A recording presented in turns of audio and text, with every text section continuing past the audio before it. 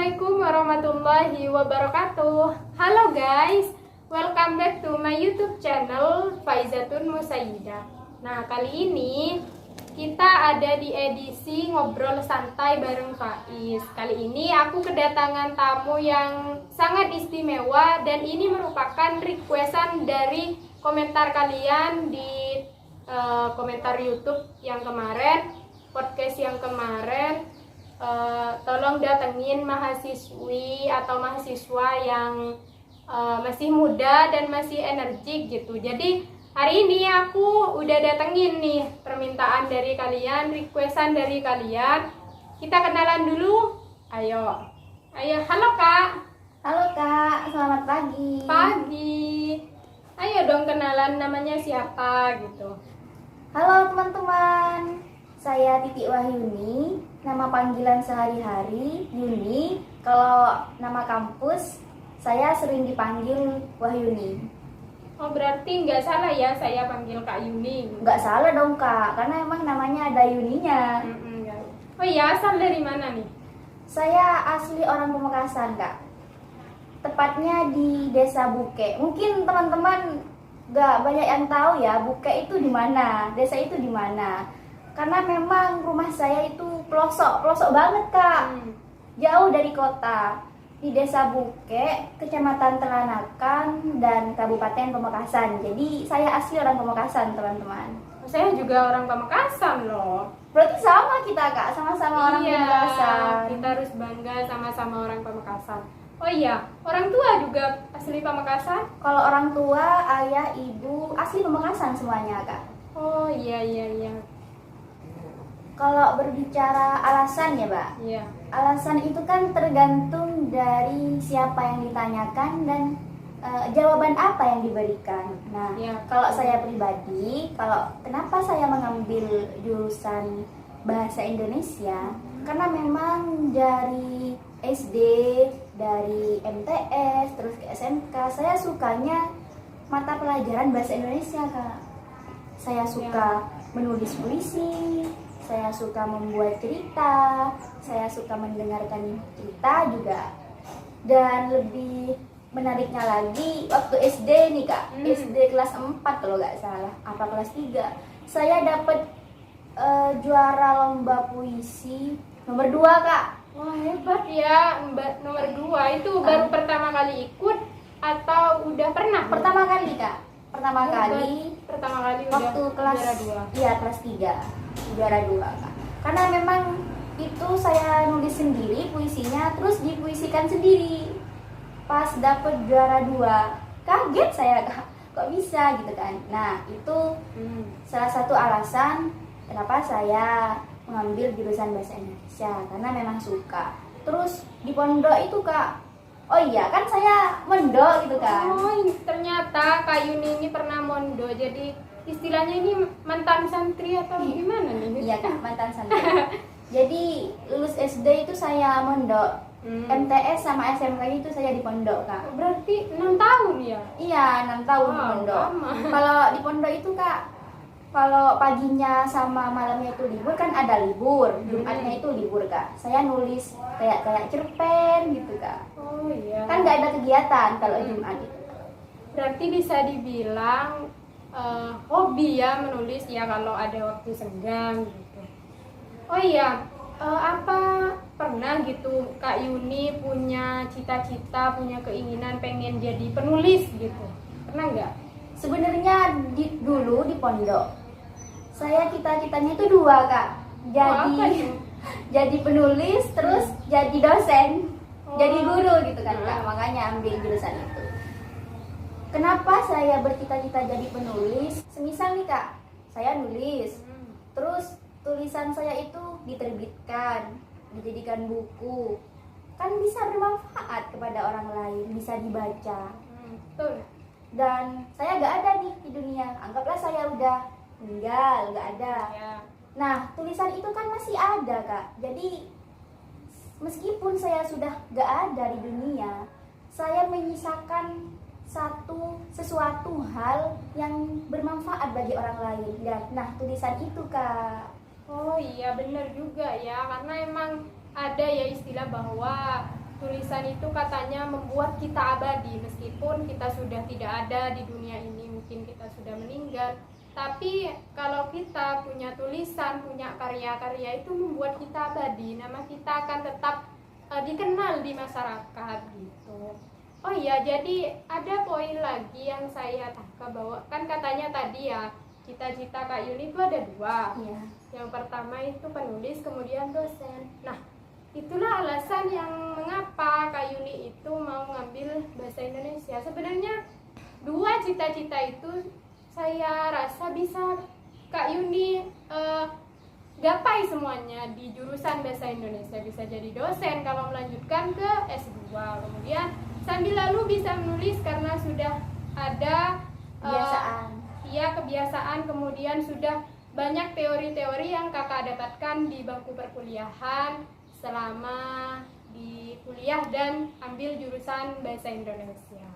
Nah guys, dengar-dengar nih ya, Kak Yuni ini salah satu mahasiswa yang menerima beasiswa di kampusnya. Itu benar nggak sih Kak? Bener Kak.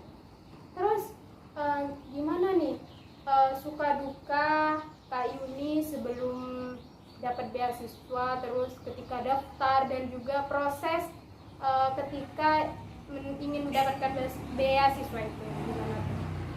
Jadi saya harus cerita nih Kak. Iya dong, nggak apa-apa. Jadi gini, dulu kan saya itu yang pertama keterbatasan kendaraan, terus keterbatasan teknologi. Jadi bisa dibilang HP saya itu Kak pada waktu maba itu paling nggak bagus satu kelas menurut saya itu kan. Karena kalau dipegang itu Kak mau jatuh berantakan gitu, nggak sebagus punya teman-teman yang lain gitu kan. Saya bisa dibilang mahasiswa yang keterlambatan informasi beasiswa itu Kak. Saya tahu beasiswa itu dari teman-teman karena memang HP saya nggak memungkinkan Kak untuk secara terus-menerusan main internet gitu kan, nggak bisa dipaksakan. Jadi saya nggak tahu ada informasi beasiswa di kampus, saya nggak tahu. Terus saya pas tahu itu nanya Kak ke teman-teman, karena memang ada di depan kampus itu ada lowongan beasiswa bidik misi gitu kan Kak. Saya baca, terus saya nanya ke teman-teman gitu kan. Saya nanya cara pendaftarannya gimana, saya lihat. Terus saya pulang ke rumah. Dari rumah saya berangkat jam 6 ya, setelah sholat maghrib saya berangkat ke kota Kak. Ya. Ke tempat pengeprintan di sana, saya edit di sana berkas-berkas saya yang mau disetorkan, yang mau diupload, karena memang di rumah saya nggak punya laptop Kak. Jadi saya harus di ngeditnya di fotokopian itu dari jam 6 sampai jam 11 malam Kak. 11 malam? Ya. Itu Mbak Yuni sendirian atau gimana? Berangkatnya saya diantar sama bapak saya. Terus ditinggal karena bapak saya ada keperluan lain. Terus jam 11-nya saya ditelepon, terus saya dijemput Kak, terus pulang. Itu berkas-berkas yang mau dikasih ke mau disetorkan pas penyetoran itu Kak, pas pendaftaran. Iya, tapi pas udah di jam 11 itu udah selesai atau belum? Udah selesai semua Kak, karena memang saya mau maksimalkan waktu itu Kak. Karena kan penutupannya itu sudah mepet H-2, pas kebesokannya itu pemberkasan, penyetoran berkas itu Kak yang udah di-print. Nah, pas besoknya, pas penyetoran berkas, ternyata tutup Kak, buka jam 1. Jadi saya harus nunggu 1 jam lebih kira-kira. Yang mau di setor itu kan. Kemudian ketika proses itunya, tapi pemberkasannya itu lulus atau gimana? Oh iya Kak, saya dinyatakan lulus di administrasi. Kan ada 3 tahap tuh Kak. Apa aja tuh? Administrasi, terus ujian sama wawancara, terus survei rumah, terus baru itu dinyatakan lulus kalau keempat-empatnya itu udah bisa semua gitu Kak. Terus ada nggak Kak suka duka selama mungkin kan udah lulus pemberkasan nih ya kan, Ya. otomatis ke ujian, ada ujian ya pasti. Itu ada nggak hal-hal yang mungkin dijadikan pengalaman kemudian dikenang sama Kak Yuni gitu, ada nggak? Ada Kak, kan ujiannya itu jam 8. Nah, dimulainya itu jam setengah 9 gitu kan. Satu ruangan itu ada 20 mahasiswa. Pada saat itu semuanya kan ujiannya itu kan pakai pensil nih Kak. Nah, Iya, saya nggak bawa pensil, dicek tuh sama petugas. Saya sendiri di ruangan itu nggak bawa pensil Kak. Pas dicek sama petugas, saya nggak bawa pensil, saya suruh keluar Kak. Ujian saya, kertas ujiannya itu nggak dikasih, saya harus ada pensil. Bentar, kok bisa gitu ujian kakak nggak bawa pensil gitu, kok bisa? Jadi gini Kak, pas berangkat dari rumah itu kan saya dianterin sepupu. Nah, sepupu saya itu kebetulan mau ke jurusan kampus arahnya. Jadi saya ketinggalan Kak. Saya sudah niat tadi malam pensil ini mau dibawa, tapi karena saya ikut sepupu, saya nggak bawa sepeda sendiri. Saya akhirnya terburu-buru, pensil ini lupa Kak. Nggak tahu kenapa lupa. Saya hanya membawa bolpen saja Iya. ke kampus. Jadi saya dikeluarin Kak. Saya suruh beli pensil. Pada saat itu tesannya hari Minggu. Kalau hari Minggu itu kan banyak toko-toko yang tutup Iya, Kak. iya. Jadi saya harus jalan keluar kampus beli pensil. Dan jaraknya itu lumayan jauh. Terus nyampe di ruangan itu saya ketinggalan 30 menit. Oh lumayan ya. Iya, 30 menit. Batas waktunya berapa mengerjakannya? Batas waktu mengerjakan pada saat itu 1 jam Kak. Oh berarti Kak Yuni sisa waktu untuk mengerjakan itu tinggal 30 menit gitu. Iya Kak, tinggal 30 menit. Tapi setelah dinyatakan lulus untuk menerima beasiswa itu gimana tuh perasaan kakak? Perasaan saya kayak mau nangis tapi gak nangis gitu Kak. Senang, bahagia, campur aduk gitu Kak. Saya pengen cepet-cepet pulang dari rumah karena pada saat itu saya ikut pelatihan diklat di sana di Sumeneb kalau nggak salah. Saya pengen cepet-cepet pulang ketemu orang tua saya, mau bilang bahwa saya lulus beasiswa gitu Kak. Iya, senang, bahagia. Pokoknya nggak bisa diungkapkan dengan kata-kata gitu Kak. Terus setelah nyampe rumah gimana tanggapan orang tua Kak Yuni setelah mengetahui bahwa Kak Yuni itu lulus dan menerima beasiswa? Tanggapan dari orang tua saya, kalau ibu ya Seneng Kak, ya? pasti seneng, pasti seneng. Karena siapa yang nggak seneng kalau anaknya dapat beasiswa? Kalau ibu sampai nangis Kak. Iya, kalau ibu sampai emang nangis. sensitif emangnya. Iya, pokoknya intinya ayah sama ibu senang gitu kan, bahagia, alhamdulillah gitu kan. Jadi kewajiban orang tua saya untuk menafkahi saya itu agak berkurang Mbak. Dari segi pendidikan itu kan sudah dapat gratis. Jadi orang tua saya itu fokus ke adik-adik saya. Kan saya saudara 4 Mbak. Oh, banyak ya ternyata. Iya. Jadi orang tua saya itu fokus ke adik-adik saya untuk gimana sekolahnya ke depannya gitu. Terus Mbak Yuni ini anak keberapa? Saya anak pertama.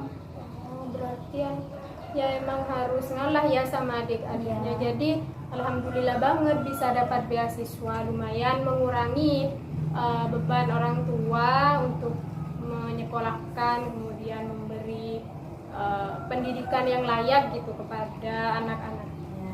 Nah guys, jadi ada satu poin lagi yang bisa kita ambil dari cerita Mbak Yuni yang terkait dari beasiswa, mendapatkan beasiswa. latar belakang kenapa Mbak Yuni ini bisa daftar beasiswa itu kan karena keterbatasan, mungkin ya ekonomi bisa, kemudian karena keterbatasan teknologi juga, akses gimana bisa ke kampus karena katanya juga nggak punya kendaraan. Nah guys, kita sudah dapat satu lagi motivasi atau hal yang bisa kita ambil dari cerita tentang Kak Yuni untuk mendaftar untuk mendapatkan beasiswa, karena sesuatu yang tidak diperjuangkan katanya tidak bisa dimenangkan gitu. Dari cerita Mbak Yuni tadi bahwa ketika mendaftar, proses mendaftar beasiswa itu kan banyak sekali rintangan yang harus Kak Yuni hadapi ya, mulai dari keterbatasan teknologi sehingga tidak bisa mengakses informasi tentang beasiswa itu, ketinggalan lah gitu. Kemudian akses kendaraan juga tidak ada, sehingga kemudian juga ada laptop katanya nggak punya, jadi harus bela-belain pergi ke tempat fotokopi untuk mengedit administrasinya seperti itu. Jadi buat teman-teman, apapun yang kalian inginkan, meskipun banyak rintangannya, mungkin itu yang bisa menjadi jalan tercapainya apa yang kalian inginkan. Nah sekarang udah nih cerita-cerita sedihnya. Sekarang aku mau nanya ke Kak Yuni tentang pengalaman-pengalaman di perkuliahan, semasa perkuliahan. Pernah ikut organisasi apa aja nih? Karena kan di perkuliahan itu kalau nggak ikut organisasi katanya kan disebut mahasiswa kupu-kupu atau kuliah pulang. Kalau Kak Yuni ikut organisasi apa aja? Organisasi yang saya ikuti itu Kak ada PKPT, IPME PPNU. Oh iya tahu.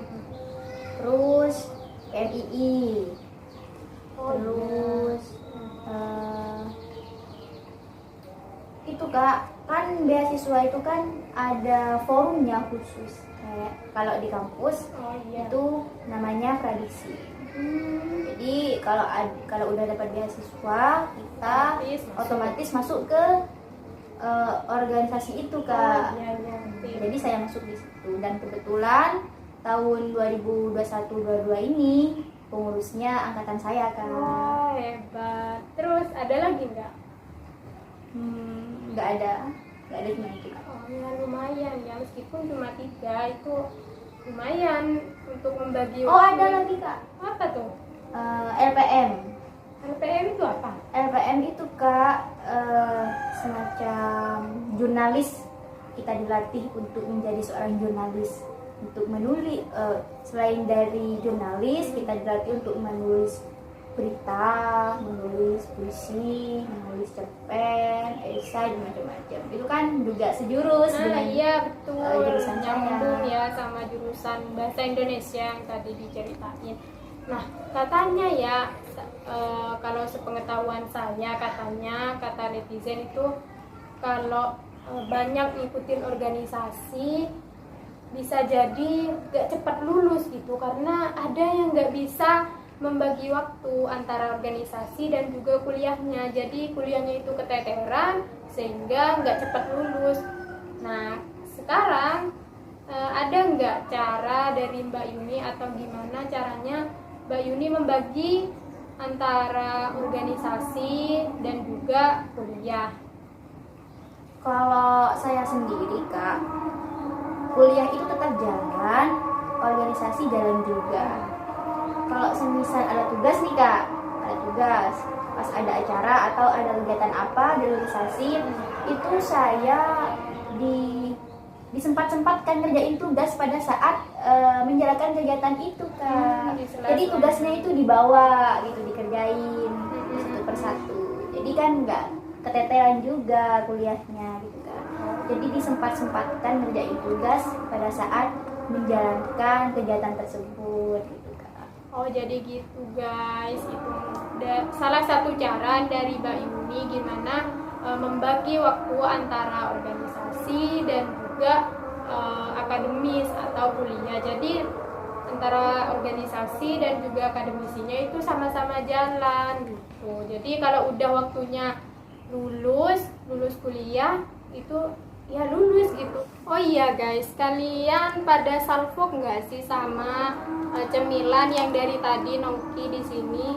Ini adalah salah satu produk dari produksinya Mbak Yuni loh. Ini salah satu produk dari Mbak Yuni. Mungkin Mbak Yuni bisa sekalian promosi nih di sini, ayo coba. Jadi Mbak Yuni ini selain kuliah, kemudian tadi juga ikut organisasi, Mbak Yuni juga sempetin bikin produksi ini, tapi belum ada labelnya. Jadi ayo Mbak promosiin, ini namanya apa? Halo teman-teman, jadi ini namanya kerupuk seblak. Buat teman-teman, apalagi yang suka nyemil dan sukanya yang pedes-pedes, cocok nih buat dijadiin teman untuk ngerjain tugas. Betul banget. Kalau mau pesen langsung cek di IG saya. IG-nya apa Mbak? IG-nya whyuni.19 dan nomor WhatsApp yang nanti ya Kak, nanti Ya, dikasih nanti di saya belakang. taruh di Ya. description box. Harganya cuma 2.000 aja. Wah, ternyata murah teman-teman. Jadi ini bisa kalian order, nanti aku taruh di description box ya, untuk menghubungi Kak Yuni bisa kalian order. Gratis ongkir juga di seluruh Indonesia. Ini mudah dan juga enak buat jadi temen ngerjain tugas kata Kak Yuni. Buat kalian juga yang suka pedas, ini cocok banget. Nah guys, sekarang kita udah sampai di sesi akhir dari podcast Ngobrol Santai bareng Faiz. Nah mungkin dari Kak Yuni ada closing statement yang mau disampaikan kepada para netizen tercinta. Jadi buat teman-teman khususnya yang masih muda, yang masih semangat untuk belajar, yang duduk di bangku perkuliahan atau SMA atau yang lainnya, yang pertama kita harus bisa melawan rasa malas. Karena rasa malas itu bisa dilawan oleh diri kita sendiri teman-teman. Karena jika kita ingin memperjuangkan sesuatu hal yang ingin kita gapai, maka kita harus mengorbankan sesuatu yang lain seperti waktu kita di mana bermain bersenang-senang, bermain-main, nongkrong, ngafe dan segala macam. Kita harus meluangkan hal-hal yang seperti itu. Jadi kita harus benar-benar fokus terhadap tujuan dan masa depan kita. Satu hal dari saya, jangan mencari waktu luang, tapi luangkanlah waktu yang ada. Wah, keren banget nih closing statement dari Mbak Yuni. Nah, aku ucapkan terima kasih banyak nih buat Kak Yuni Sama-sama, karena Kak. udah mau datang di podcast aku. Semoga kita bisa ketemu lagi di lain waktu. Kita berdua pamit undur diri. Assalamualaikum warahmatullahi wabarakatuh. Bye bye.